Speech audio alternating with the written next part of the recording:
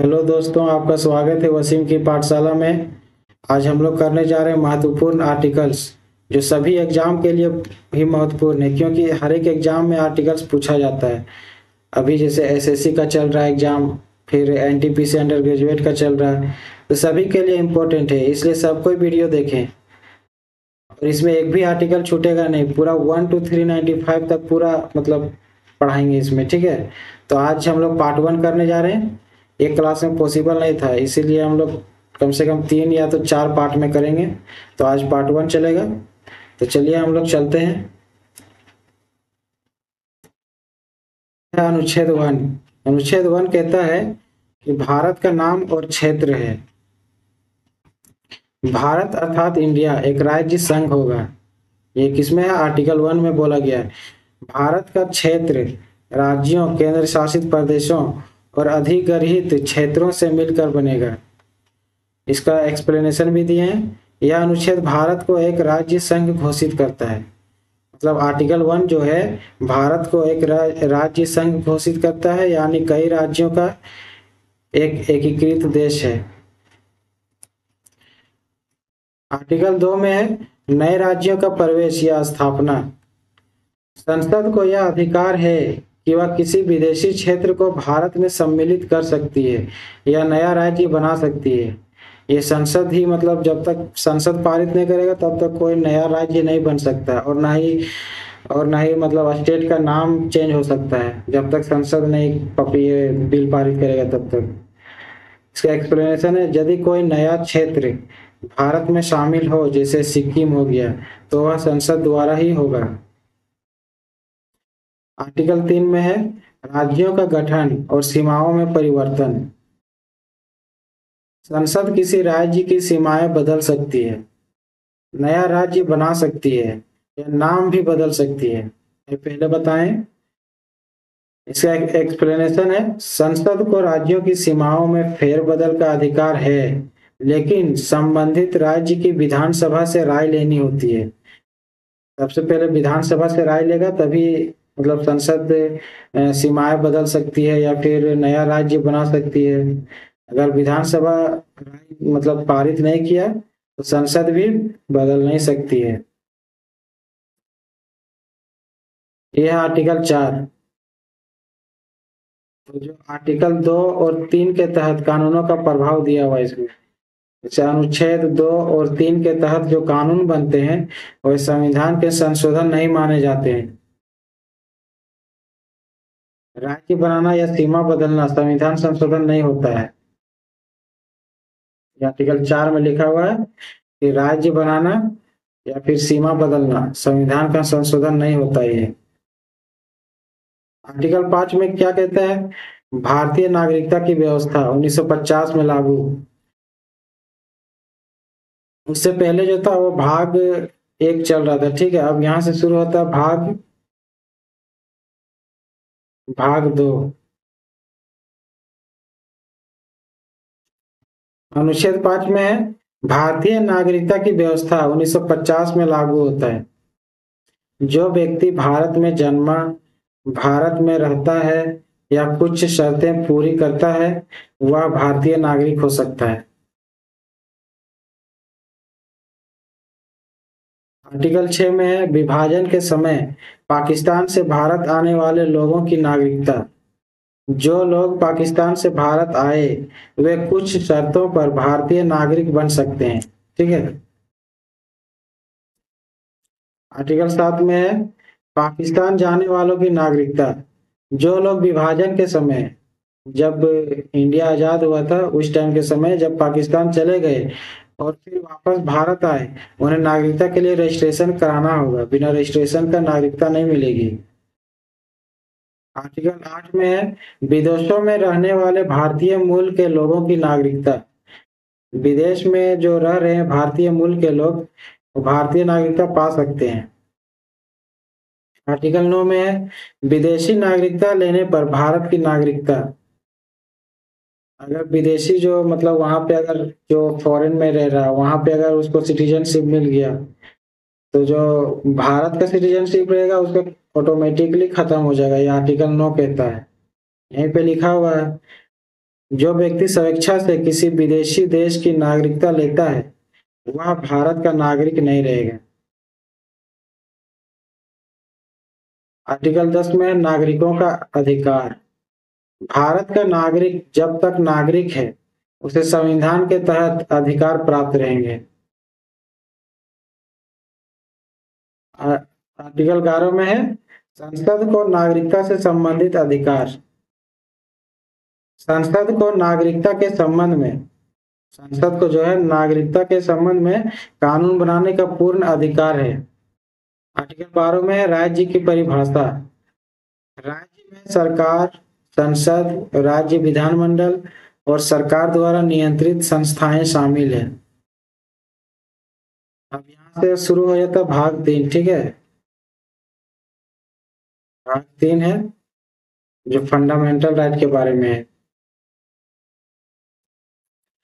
अनुच्छेद 13 में है कानून और मौलिक अधिकार। कोई भी कानून जो मौलिक अधिकारों का उल्लंघन करता है वह शून्य होगा, यानी कि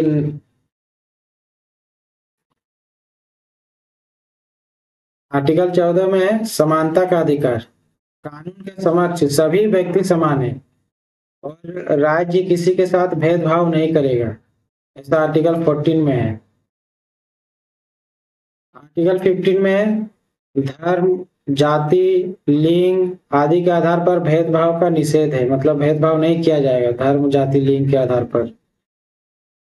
यहाँ पे लिखा हुआ राज्य किसी नागरिक के साथ केवल धर्म, जाति, लिंग, जन्म स्थान आदि के आधार पर भेदभाव नहीं करेगा।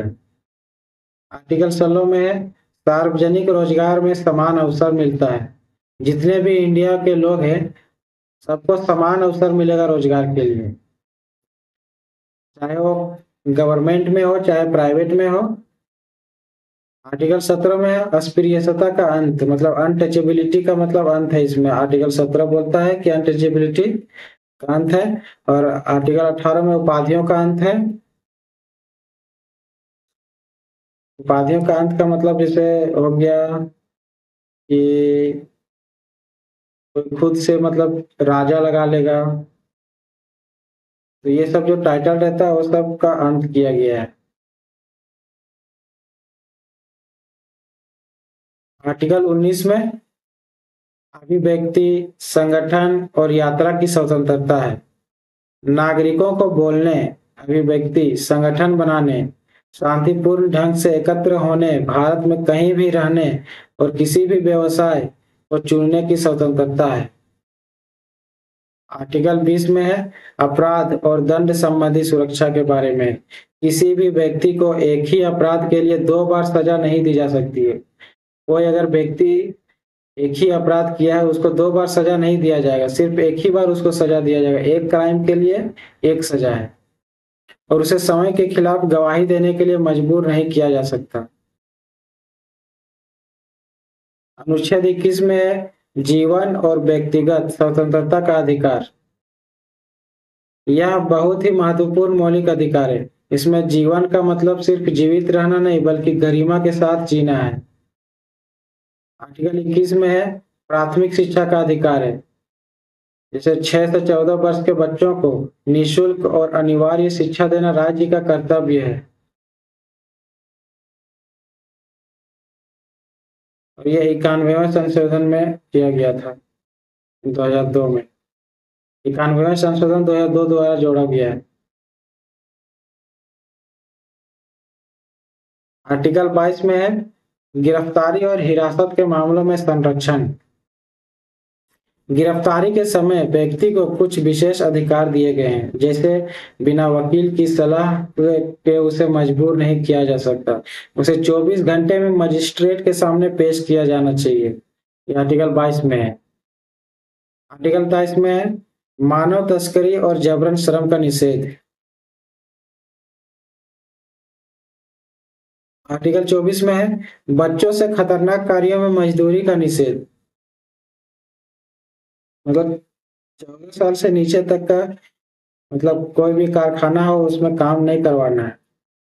आर्टिकल 25 में धर्म की स्वतंत्रता, कोई भी धर्म अपना सकता है आर्टिकल 25 के आधार पे। आर्टिकल 26 में धार्मिक मामलों में स्वतंत्रता। हर धार्मिक संस्था को अपने धार्मिक कार्यों का प्रबंधन स्वतंत्र रूप से करने का अधिकार है। आर्टिकल 27 में है धार्मिक करों से संरक्षण, यानी कि मतलब धार्मिक में कोई टैक्स नहीं लगेगा आर्टिकल 27 के तहत। आर्टिकल 28 में है धार्मिक शिक्षा पर नियंत्रण। राज्य द्वारा संचालित शिक्षण संस्थानों में धार्मिक शिक्षा नहीं दी जाएगी, हालांकि धार्मिक संस्थानों में दी जा सकती है, जैसे मंदिर हो गया, मस्जिद हो गया, फिर गिरजाघर हो गया, उसमें मतलब धार्मिक के बारे में बताया जा सकता है, लेकिन कोई भी स्कूल कॉलेज में धार्मिक के बारे में नहीं बताया जा सकता। ये आर्टिकल 28 बोलता है। आर्टिकल 29 संस्कृति और भाषा की रक्षा। भारत के नागरिकों को अपनी भाषा, लिपि और संस्कृति को संरक्षित रखने का अधिकार है। आर्टिकल 30 में है अल्पसंख्यकों के शैक्षणिक अधिकार। अल्पसंख्यकों को अपने संस्थान स्थापित करने और उन्हें प्रबंधित करने का अधिकार है। आर्टिकल 31 में है संपत्ति का अधिकार, जो अब निरस्त हो गया है और इसको 44वें संशोधन 1978 के द्वारा हटाया गया है। अब जो है संपत्ति अधिकार मौलिक अधिकार नहीं रहा, अब कानूनी अधिकार हो गया है। याद रखना, अब संपत्ति का अधिकार जो है कानूनी अधिकार बन गया है। आर्टिकल 32 में मौलिक अधिकारों के संरक्षण हेतु सर्वोच्च न्यायालय में याचिका। कोई भी नागरिक सुप्रीम कोर्ट में याचिका देकर अपने मौलिक अधिकार यानी कि फंडामेंटल राइट्स को सुरक्षा मांग सकता है। इसे संविधान की आत्मा और हृदय कहा गया। आर्टिकल 32 को जो है भीमराव अम्बेडकर ने संविधान की आत्मा और हृदय कहा है। आर्टिकल 37 सशस्त्र बलों पर मौलिक अधिकारों की सीमा है। संसद यह तय कर सकती है कि किन सीमाओं तक सशस्त्र बलों, सेना, पुलिस आदि पर मौलिक अधिकार लागू होंगे। अब आर्टिकल 34 में है आपात स्थिति में अधिकारों की सीमा। युद्ध या आपातकाल जैसी स्थिति में नागरिक अधिकारों पर सीमाएं लगाई जा सकती है। यह आर्टिकल 34 में दिया हुआ। आर्टिकल 35 में है मौलिक अधिकारों को लागू करने संबंधी कानून संसद ही बना सकती है। आर्टिकल 36 राज्य की परिभाषा नीति निर्देशक तत्व हेतु। अब यहाँ से शुरू हो जाता है पार्ट 4, मतलब भाग 4। ठीक है, और भाग 4 में है डीपीएसपी के बारे में दिया हुआ और 36 से 51 तक है आर्टिकल। इसमें आर्टिकल 36 में राज्य की परिभाषा नीति निर्देशक तत्व हेतु। अब आर्टिकल 37 में है नीति निर्देशक तत्वों की प्रकृति के बारे में है। नीति निर्देशक तत्वों को न्यायालय में लागू नहीं किया जा सकता, इसको मतलब कोर्ट में लागू नहीं किया जा सकता है, लेकिन यह शासन के लिए अनिवार्य दिशा निर्देश है। आर्टिकल 38 सामाजिक कल्याण की सिद्धि दिया हुआ। आर्टिकल 38 में राज्य को सामाजिक, आर्थिक और राजनीतिक न्याय सुनिश्चित करने हेतु प्रयास करना होगा।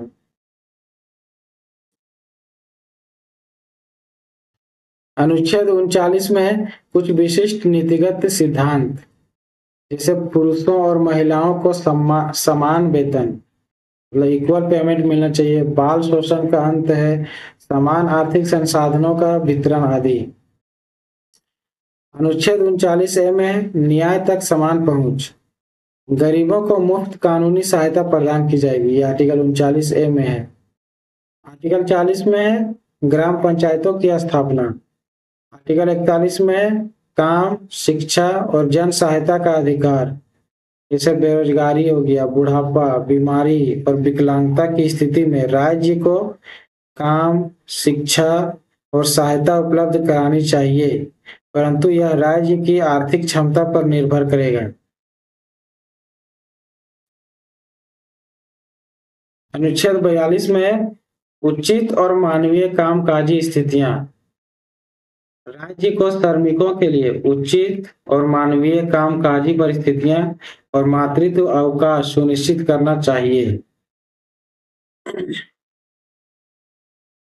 आर्टिकल 43 में है श्रमिकों को जीविका योग्य वेतन, मतलब जितने भी लेबर हैं उसको उसके काम के हिसाब से मतलब वेतन देना चाहिए। जैसा काम करे, अगर अच्छा काम करे तो अच्छा वेतन दो, अच्छा काम ना करे तो उसको थोड़ा अच्छा वेतन ना दो। श्रमिकों को ऐसा वेतन दिया जाए जिससे वे सम्मान पूर्वक जीवन जी सके। आर्टिकल 43 ए में है उद्योग प्रबंधन में श्रमिकों की भागीदारी। आर्टिकल 44 में है समान नागरिक संहिता, जो हाल ही में उत्तराखंड में लागू हुआ है और इससे पहले गोवा में भी लागू हुआ था। आर्टिकल 45 में प्रारंभिक बाल शिक्षा, 6 वर्ष से कम आयु के बच्चों के लिए प्रारंभिक देखभाल और शिक्षा की व्यवस्था करना राज्य का कर्तव्य है। आर्टिकल 46 में है अनुसूचित जातियों, जनजातियों और अन्य कमजोर वर्गों का उत्थान दिया हुआ आर्टिकल 46 में।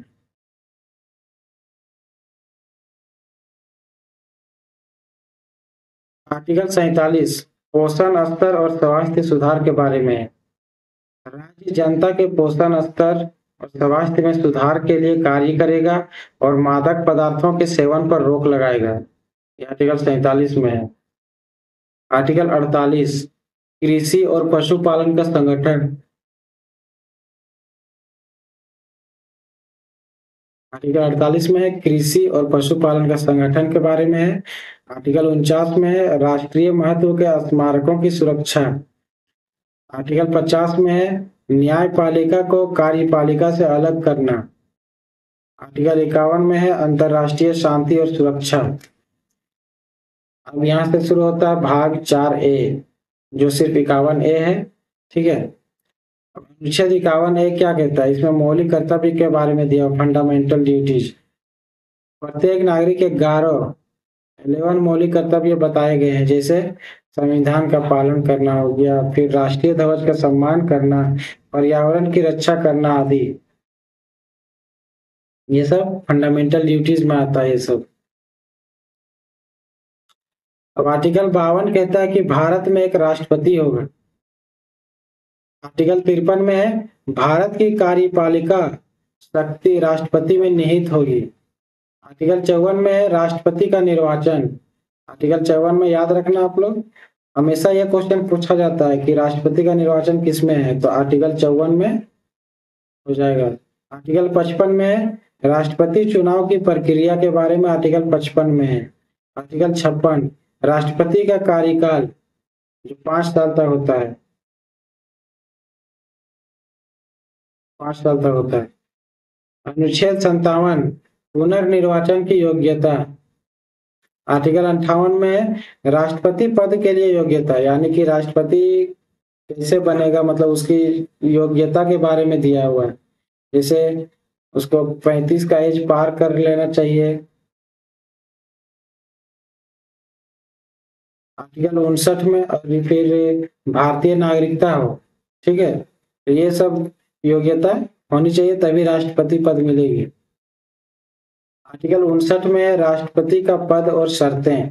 राष्ट्रपति लाभ के किसी अन्य पद पर नहीं रह सकता और अपनी शक्तियों का प्रयोग संविधान के अनुसार ही करेगा। आर्टिकल 60 में है राष्ट्रपति की शपथ, जो चीफ जस्टिस ऑफ इंडिया दिलाता है। चीफ जस्टिस ऑफ इंडिया दिलाता है। अगर ये एब्सेंट हो तो सुप्रीम कोर्ट का जो वरिष्ठ न्यायाधीश रहता है वो दिलाता है शपथ राष्ट्रपति को। आर्टिकल 61 में दिया हुआ है राष्ट्रपति का महाभियोग। राष्ट्रपति पर संविधान के उल्लंघन के लिए, अगर संविधान का उल्लंघन करता है राष्ट्रपति, तो संसद द्वारा महाभियोग चलाया जा सकता है।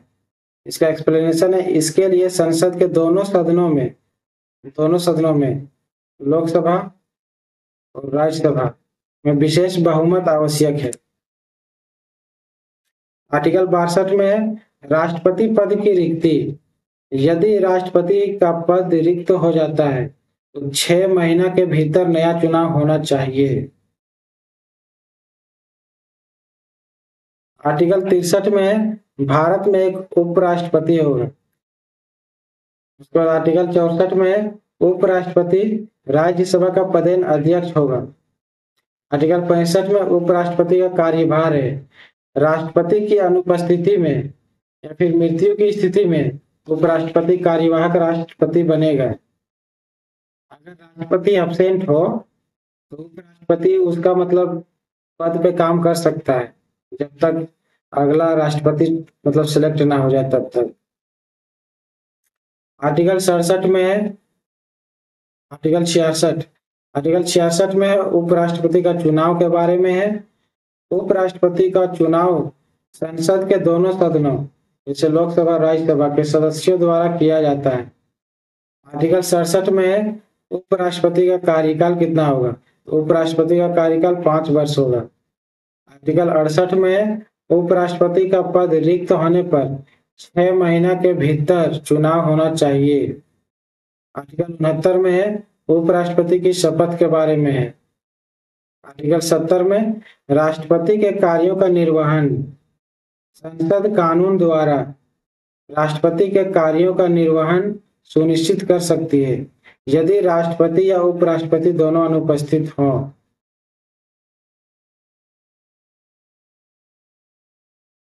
अब आर्टिकल 71 में है राष्ट्रपति और उपराष्ट्रपति चुनाव विवाद। अगर राष्ट्रपति और उपराष्ट्रपति के चुनाव में विवाद हो जाता है तो उसका निपटारा सुप्रीम कोर्ट करेगा। आर्टिकल 72 में है राष्ट्रपति की क्षमादान शक्ति। राष्ट्रपति को मृत्यु दंड और अन्य मामलों में जैसे क्षमा दंड कम करने या स्थगित करने की शक्ति है। आर्टिकल 73 में है केंद्र की कार्यपालिका शक्ति। केंद्र की कार्यपालिका शक्ति उन विषयों तक विस्तृत होगी जिन पर संसद कानून बना सकती है। आर्टिकल 74 में है मंत्रिपरिषद और प्रधानमंत्री के बारे में दिया हुआ। आर्टिकल 74 में राष्ट्रपति की सहायता और सलाह के लिए प्रधानमंत्री के नेतृत्व में मंत्रिपरिषद होगी लेकिन हेड होगा प्रधानमंत्री उसका।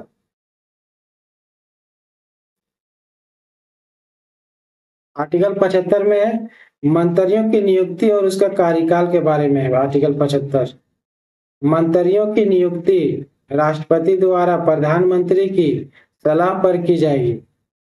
राष्ट्रपति ही करेगी। मंत्रियों की जो नियुक्ति है वो राष्ट्रपति करेगी लेकिन प्रधानमंत्री की सलाह पर करेगी। अगर प्रधानमंत्री जो बोलेगा वही होगा। वैसे भी आप लोग देखते ही होंगे रियल लाइफ में भी यही है और वे संसद के प्रति सामूहिक रूप से उत्तरदायी होंगे। आर्टिकल 76 में महान्यायवादी जिसे अटॉर्नी जनरल कहते हैं। राष्ट्रपति एक महान्यायवादी नियुक्त करेगा तो महान्यायवादी का भी नियुक्ति राष्ट्रपति ही करता है जो भारत सरकार का प्रमुख विधिक अधिकारी होगा। आर्टिकल 77 में है केंद्र सरकार के कार्य का संचालन। केंद्र सरकार का कार्य राष्ट्रपति के नाम पर संचालित होगा। आर्टिकल 78 में है प्रधानमंत्री के कर्तव्य। प्रधानमंत्री राष्ट्रपति को सभी मामलों की जानकारी देगा और राष्ट्रपति के कहने पर संसद में प्रस्ताव रखेगा। आर्टिकल 78 में है ये सब प्रधानमंत्री के कर्तव्य के बारे में। आर्टिकल 79 में है संसद की संरचना। संसद जो है राष्ट्रपति राज्यसभा और लोकसभा से मिलकर बनेगी। आर्टिकल 79 में दिया हुआ है। आर्टिकल 80 में है राज्यसभा की संरचना। राज्यसभा में अधिकतम 250 सदस्य होंगे जिनमें से 12 सदस्य राष्ट्रपति द्वारा मनोनीत किए जाएंगे। याद रखना आप लोग। और शेष राज्यों व केंद्र शासित प्रदेशों से चुने जाएंगे। ठीक है। टोटल कितना अधिकतम सदस्य होगा? 250 और राष्ट्रपति मनोनीत करेगा कितना? 12। आर्टिकल 81 में दिया हुआ लोकसभा की संरचना। लोकसभा में अधिकतम कितना सदस्य होगा? 552। लोकसभा में टोटल सदस्य 552, राज्यसभा में 250। याद रखना आप लोग। जिनमें से 530 राज्य, और फिर 20 जो है केंद्र शासित प्रदेशों से, और 2 एंग्लो इंडियन सदस्य राष्ट्रपति द्वारा नामित किए जा सकते हैं। लेकिन अब यह प्रावधान जो है एंग्लो इंडियन का प्रावधान 104वें संशोधन 2020 द्वारा हटा दिया गया है। इसको हटाया, सिर्फ 2 ठो एंग्लो इंडियन को ही हटाया, बाकी सब है। आर्टिकल 82 में है जनगणना और निर्वाचन क्षेत्रों का पुनर्विन्यास। आर्टिकल 83 में है संसद का कार्यकाल, यानी कि संसद का कितना कार्यकाल रहता है। लोकसभा का कार्यकाल 5 वर्ष, आपातकाल में बढ़ाया जा सकता है सिर्फ 5 साल। और राज्यसभा अस्थायी सदन है। राज्यसभा जो है एक अस्थायी सदन है जिसका 1/3 भाग हर 2 साल में सेवानिवृत्त होता है, मतलब रिटायर किया जाता है। 1/3 भाग जो है हर 2 साल में उसको रिटायर किया जाता है राज्यसभा के सदस्य को। आर्टिकल 84 में है संसद सदस्यता की योग्यता। संसद का सदस्य बनने के लिए भारतीय नागरिक होना, न्यूनतम आयु लोकसभा के लिए है 25 साल, राज्यसभा के लिए है 30 साल पूरी करना, और अन्य योग्यता पूरी करना आवश्यक है। आर्टिकल 85 में दिया हुआ संसद के सत्र। राष्ट्रपति संसद का सत्र बुला सकता है। कौन बुला सकता है? राष्ट्रपति। लेकिन 2 सत्रों के बीच अधिकतम 6 महीना का अंतर हो सकता है। आर्टिकल 85 में दिया हुआ संसद के सत्र के बारे में। आर्टिकल 86 में है राष्ट्रपति का संसद में संबोधन। राष्ट्रपति संसद के दोनों सदनों को संबोधित कर सकता है और संदेश भी भेज सकता है। आर्टिकल 87 में है राष्ट्रपति का विशेष संबोधन। राष्ट्रपति प्रत्येक संसद वर्ष के पहले सत्र और नए लोकसभा के प्रथम सत्र में दोनों सदनों को संबोधित करेगा राष्ट्रपति। आर्टिकल 88 में है मंत्रियों और अटॉर्नी जनरल का सदन में भाग लेना। मंत्रियों और अटॉर्नी जनरल को सदन की कार्यवाही में भाग लेने का अधिकार है, लेकिन वे वोट नहीं दे सकते। ये वाला पॉइंट आप लोग देखो, लेकिन वे वोट नहीं दे सकते। कौन? अटॉर्नी जनरल, यदि वे उस सदन के सदस्य नहीं है। अब अनुच्छेद 89 में है राज्यसभा के सभापति और उपसभापति। राज्यसभा के सभापति और उपसभापति आर्टिकल 89 में है। उपराष्ट्रपति राज्यसभा के सभापति होंगे और सदन के सदस्य उपसभापति का चुनाव करेंगे। आर्टिकल 90 में है सभापति उपसभापति का पद रिक्त होना।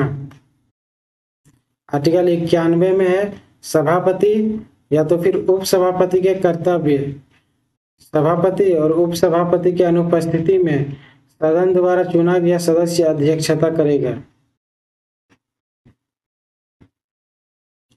आर्टिकल 92 में है सभापति या फिर उपसभापति का वेतन के बारे में दिया हुआ। उनका वेतन संसद द्वारा निर्धारित किया जाएगा। संसद वेतन निर्धारित करेगा सभापति और उपसभापति का। आर्टिकल 93 में है लोकसभा के अध्यक्ष और उपाध्यक्ष। लोकसभा अपने अध्यक्ष और उपाध्यक्ष का चुनाव करेगी। आर्टिकल 94 में है अध्यक्ष या फिर उपाध्यक्ष का पद रिक्त होना। आर्टिकल 95 कहता है अध्यक्ष या फिर उपाध्यक्ष के कर्तव्य। आर्टिकल 96 अध्यक्ष उपाध्यक्ष का वेतन। आर्टिकल 97 सभापति उपसभापति अध्यक्ष उपाध्यक्ष का वेतन। आर्टिकल 98 में संसद का सचिवालय के बारे में। आर्टिकल 98 में। आर्टिकल 99 सांसदों की शपथ। आर्टिकल 100 में है संसद में मतदान और कोरम। निर्णय बहुमत से होंगे। निर्णय जो है बहुमत से होंगे। कोरम का क्या अर्थ होता है? कोरम का अर्थ है सदन के कुल सदस्यों का 1/10 हिस्सा उपस्थित होना। तो आज हम लोग यहीं पे रहने देते हैं। कल आएगा पार्ट 2।